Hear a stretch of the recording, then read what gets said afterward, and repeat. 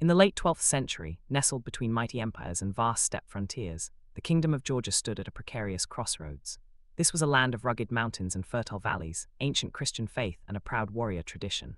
Yet its future seemed uncertain as shadowy forces began gathering on its borders. To the north and east, the Mongol hordes, a sweeping juggernaut born of the vast Eurasian steppes, were on the rise, threatening to reshape the known world with ruthless speed.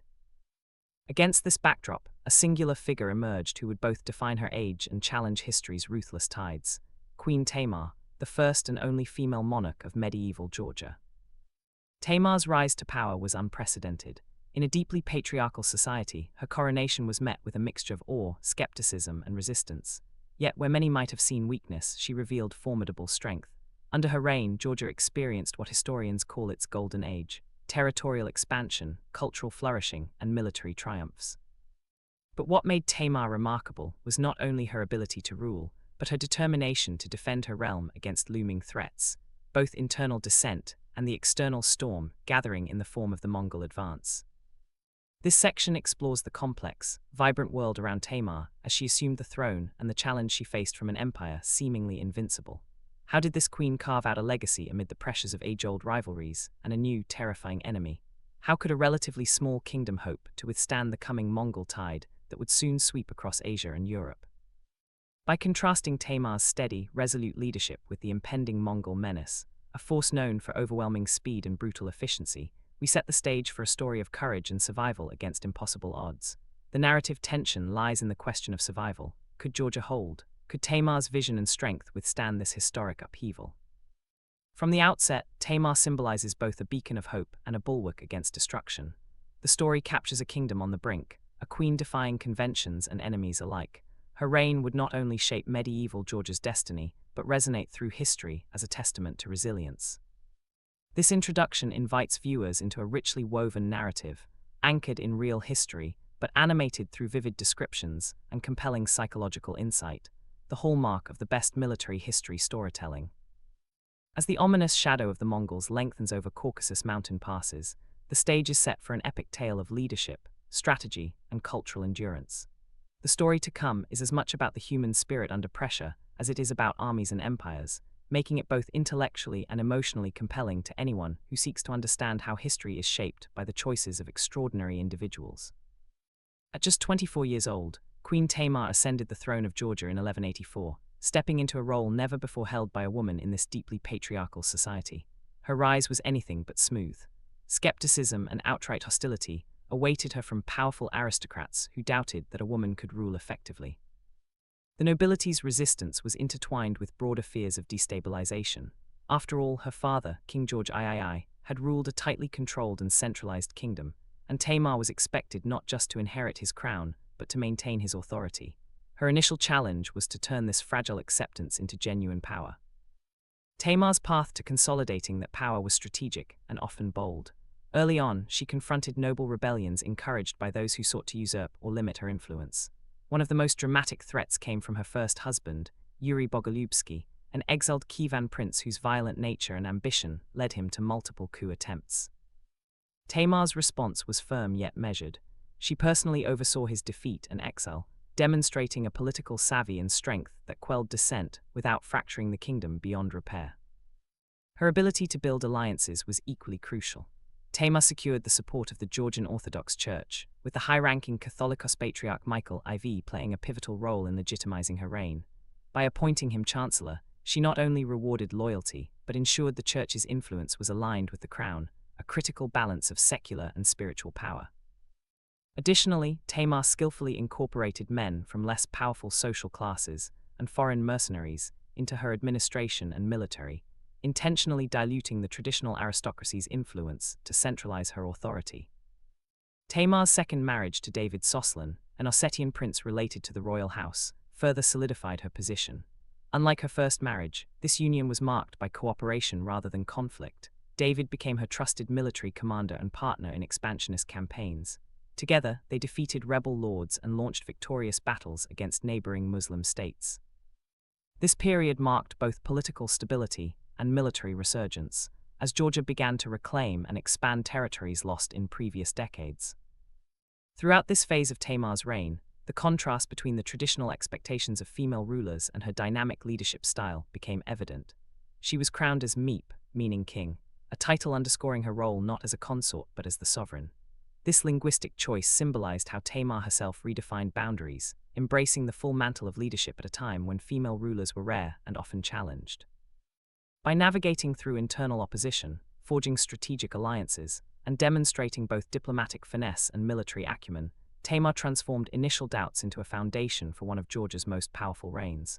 Her leadership style combined firmness with magnanimity. She showed leniency towards defeated enemies, but never hesitated to act decisively against threats to the realm.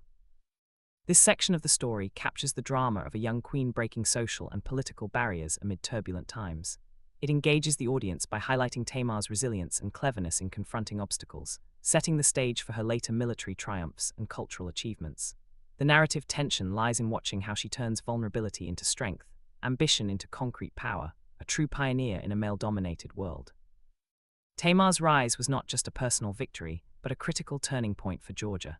It ushered in a golden era where the kingdom's ambitions and military might reach their peak, despite looming external threats.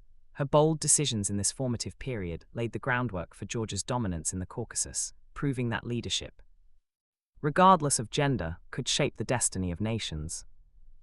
Under Queen Tamar's dynamic leadership, Georgia entered what is now revered as its Golden Age, a period marked by sweeping military victories and remarkable cultural achievements that expanded the kingdom's influence across the Caucasus. After overcoming internal resistance, Tamar revived and intensified the expansionist policies of her predecessors. This era was defined not only by territorial gains, but also by the consolidation of Georgia as a dominant Christian power in the region, while her courts blossomed into centers of art, literature, and architectural innovation.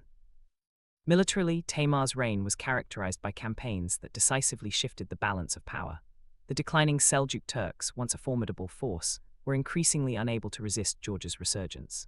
Georgian armies, led by key generals like David Soslin and the influential Armenian Zakir and Ivan Zakarian brothers, launched offensive operations against neighboring Muslim rulers. One of the most significant military triumphs came at the Battle of Basian in 1203 or 1204, where Georgian forces routed the army of Sultan Suleiman Shah II of the Sultanate of Rum. This victory not only secured Georgia's borders, but also diminished Muslim opposition in the area, allowing expansion into territories like Divin and Arlat.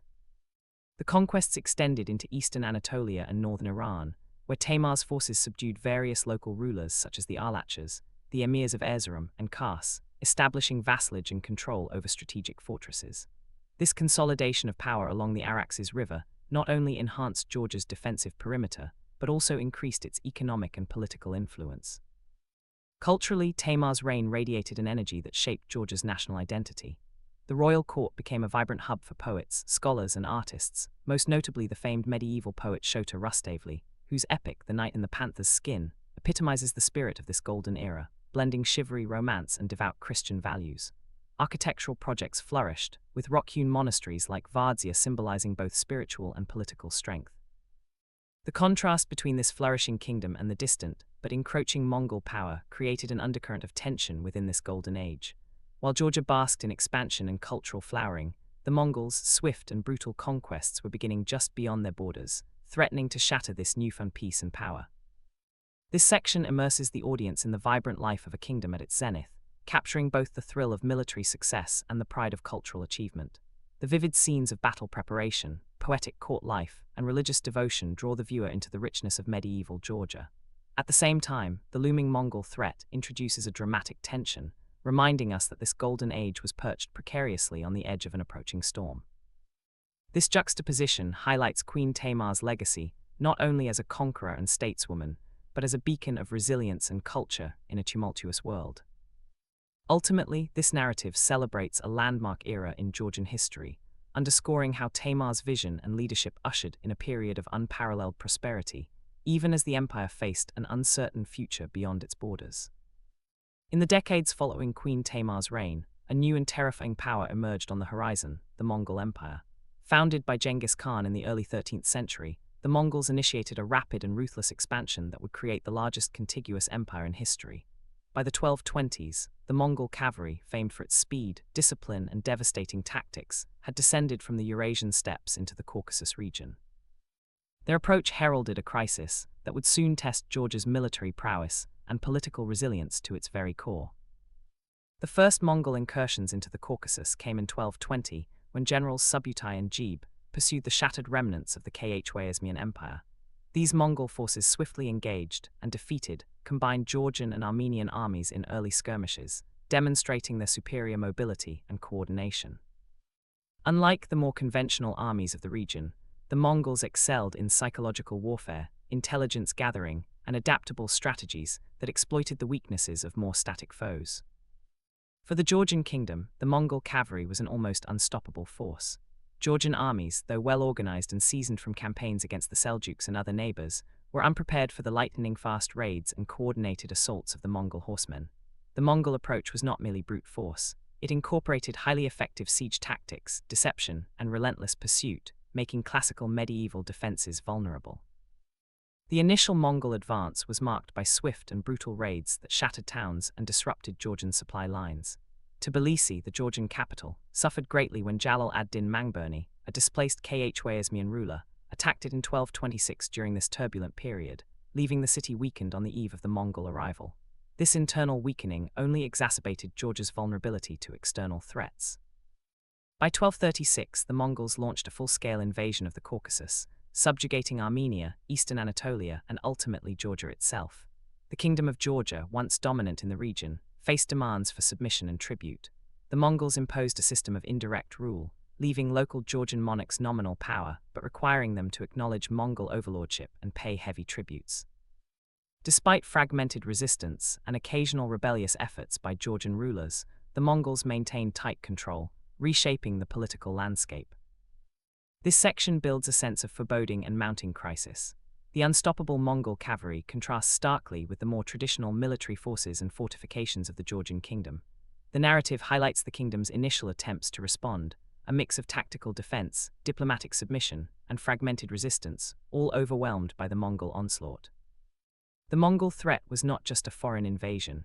It challenged the very survivability of medieval Georgian society and its political institutions. Their arrival marked the beginning of profound transformations, loss of regional dominance, and cultural adaptations forced by the reality of Mongol supremacy. Through vivid storytelling and psychological insight, this part of the script immerses the audience in the tension of a kingdom facing an existential threat, where old certainties unravel under the charge of a new, relentless empire. It foreshadows the difficult centuries to come, ensuring the viewer understands the stakes and the scale of the challenge that would follow Queen Tamar's golden age. Following Queen Tamar's reign, Georgia's golden age came under immense pressure as her successors faced the full force of the Mongol invasions. Tamar's son, King Georgi IV Lasha, and later Queen Rusudin, confronted relentless Mongol offensives that exposed the kingdom's vulnerabilities despite valiant efforts to defend its sovereignty. This period marked a dramatic struggle marked by military setbacks, fractured political authority, and a kingdom stretched to its limits. King Georgi IV initially confronted the Mongol threat during their reconnaissance and invasion missions into the Caucasus. In 1221, at the Battle of Kunan on the Kotman River, Georgi's forces, alongside Armenian allies and led by Commander Ivan Mkargadzeli, suffered a crushing defeat at the hands of Mongol generals Jebe and Subutai. Despite assembling approximately 10,000 troops, the Georgian army was outmaneuvered by the Mongols' superior tactics and mobility. Georgi's attempts at large-scale confrontation ended in decisive losses, weakening Georgia's main fighting force and opening the kingdom to further incursions. The situation worsened as the Mongols conducted devastating raids and invaded deeper into Georgian-held territories. In 1226, the Mongols supported Jalal ad-Din Mangburni's sack of Tbilisi, inflicting severe damage on the capital and eroding the kingdom's infrastructure. King Georgi IV died around this time, leaving the throne to his sister, Queen Rusudin, who inherited an embattled kingdom. Rusudin faced a difficult and fragmented political landscape. With much of eastern Georgia overrun by Mongol forces, she withdrew to the western regions like Kutaisi, which remained relatively unaffected due to natural barriers such as the Likai Range. However, her authority was limited, as Georgian nobles reacted variably, some resisted, others submitted. The powerful Atabek Avag Mkargadzeli negotiated terms with the Mongols, agreeing to pay tribute, while others like Iwane Jaklitsik continued isolated resistance. Queen Rusudin made diplomatic efforts to seek assistance from the West, appealing to Pope Gregory IX for aid, but these efforts yielded no tangible support. Under intense Mongol pressure, Georgia officially recognized Mongol suzerainty in 1243. The kingdom became a tributary, forced to pay a heavy annual tribute and provide military support to their Mongol overlords. This submission marked a significant loss of autonomy and the beginning of a prolonged period of Mongol domination. Politically, the Mongols exploited internal divisions by recognizing competing claimants to the throne, including sons of Georgi IV and Rusudin, further weakening centralized authority. This policy fragmented Georgian resistance and entrenched Mongol control. Despite ongoing difficulties, the Georgian aristocracy and population showed resilience, with continued pockets of resistance and preservation of cultural and religious identity. However, the relentless Mongol tactics, hit-and-run cavalry raids, psychological warfare, and siege mastery, combined with internal strife, steadily eroded Georgia's power and territorial integrity. This section deepens the narrative drama by contrasting the bravery and determination of Georgi IV, Rusudin, and their supporters against the overwhelming Mongol martial machine. It explores the tragic trajectory from the confidence of Tamar's golden age to the struggle for survival under Mongol supremacy. The story here is one of resilience amidst decline, highlighting the toll exacted by the Mongol onslaught on a once mighty kingdom. The Battle of Kunnan, fought in September 1222, stands as a pivotal moment in the history of medieval Georgia, marking the beginning of Mongol dominance over the Caucasus region. This confrontation saw King George IV of Georgia, known as Lasha, and his Atebeg, tutor and commander-in-chief, Ivan M. Kargadzeli, lead a combined Georgian-Armenian force against the Mongol army, commanded by the legendary generals Subutai and Jebe. It was a battle of strategic brilliance and tragic heroism, underscoring the overwhelming power faced by Queen Tamar's successors. The Mongols first entered Georgian-controlled territories in late 1220 during a reconnaissance mission authorized by Genghis Khan to pursue the fleeing Khwarezmian Shah Muhammad II. The initial Mongol thrust swept into Armenia and parts of Azerbaijan, seizing key territories and displacing local rulers. Anticipating a prolonged presence, King George IV hastily assembled an army of approximately 10,000 men, including Crusader knights and allied Armenians, under his and Ivan M. Kargadzeli's command to counter the Mongol advance. Early encounters with the Mongols proved challenging. Although the Georgians initially repelled some Mongol detachments, including victory over Turkmen force allied with the invaders, the Mongols used superior intelligence and tactical deception to strike unexpectedly during the harsh winter months, when Georgian forces were least prepared. Reinforced by local Kurdish and Turkish contingents, Mongol forces leveraged their famed mobility and psychological warfare to devastating effect. The climactic Battle of Kunnan unfolded on the plains near the Kotman River. The Mongols employed their classic tactics, feigning retreat with their main force to lure the heavily armored Georgian cavalry into pursuit, only to unleash an ambush from hidden units led by General Jebe. The Georgian army initially dispersed the first Mongol charge, chasing their apparent route, but was suddenly enveloped by the secondary Mongol force descending from the rear. The battle ended in a decisive Mongol victory. King George IV was severely wounded but escaped, while many Georgian leaders either fell or fled.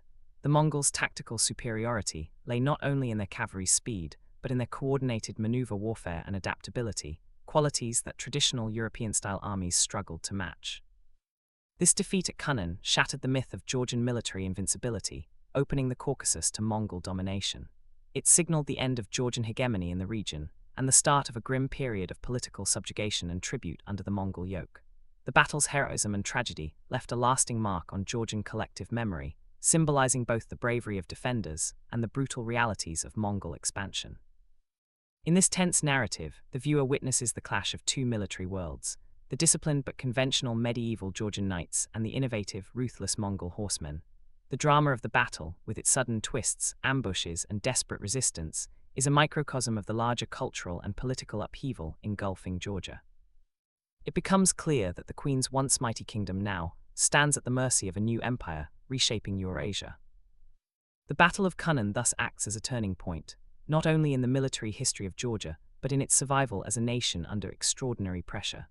This section highlights the courage and tragedy inherent in that struggle and frames the relentless Mongol advance that would define Georgian history for decades to come.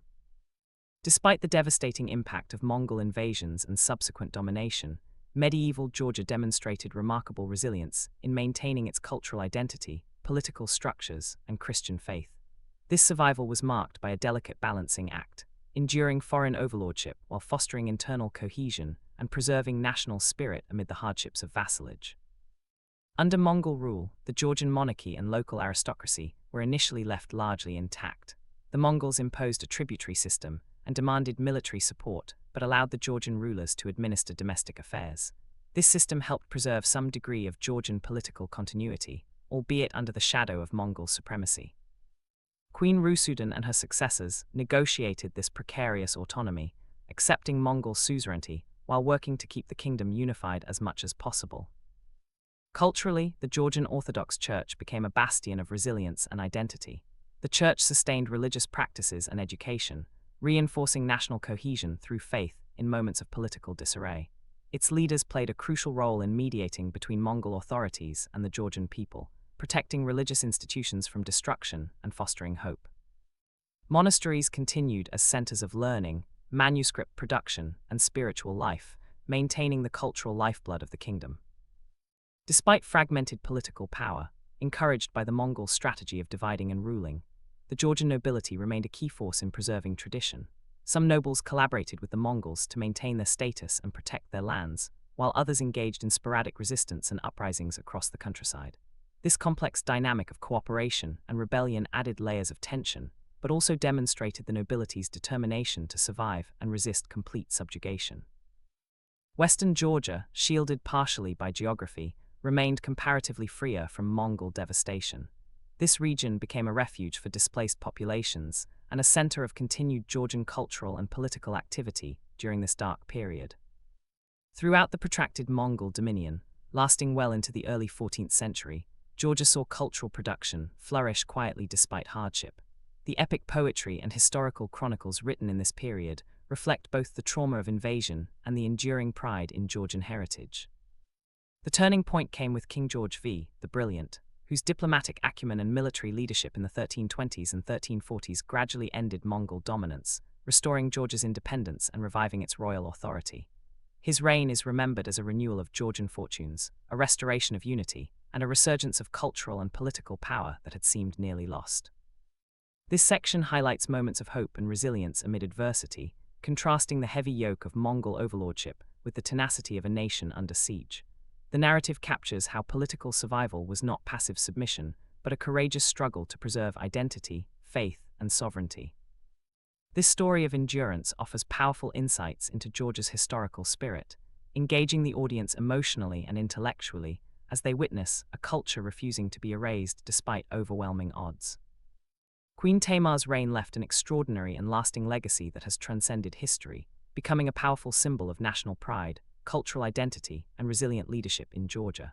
Despite the harsh realities that followed her death, most notably the Mongol conquest and centuries of foreign domination, Tamar's memory soared into myth and legend, illustrating how great leaders shaped not only their times but the cultural consciousness of their people for generations.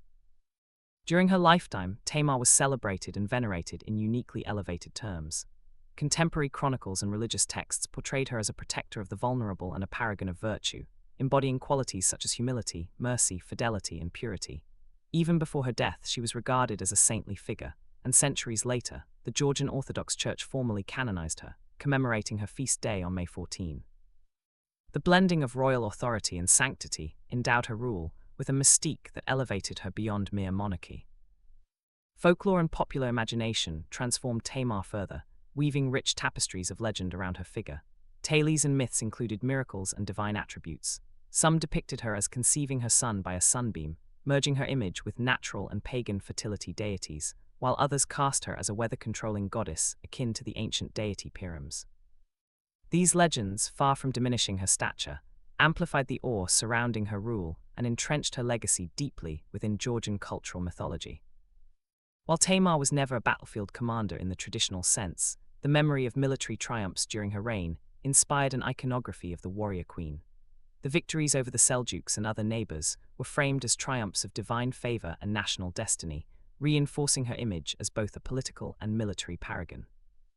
The celebrated poet Shota Rustaveli immortalized her rule in his epic, The Knight in the Panther's Skin, which extolled ideals of chivalry, justice, and equality. His famous line, "The lion's whelps are equal, be they male or female," subtly affirming Tamar's unique status.